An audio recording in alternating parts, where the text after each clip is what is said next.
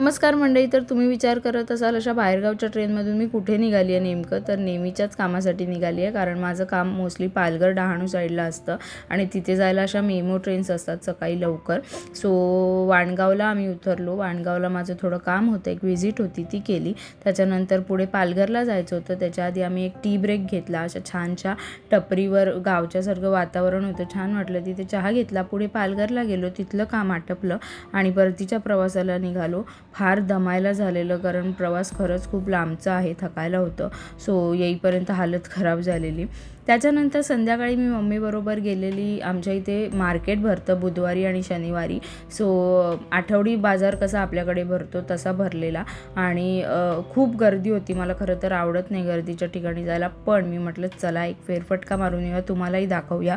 So इथे प्रत्येक वस्तू भेटते, थोडी कमी दरात भेटते, त्याच्यामुळे गर्दी फार असते. तर मम्मीने थोडीफार शॉपिंग केली आणि छान फेरफटका मारून आम्ही घरी आलो. तर अशाच प्रकारे वेगवेगळ्या व्हिडिओजमध्ये आपण भेटत राहू. तोपर्यंत stay tuned, bye bye, take care.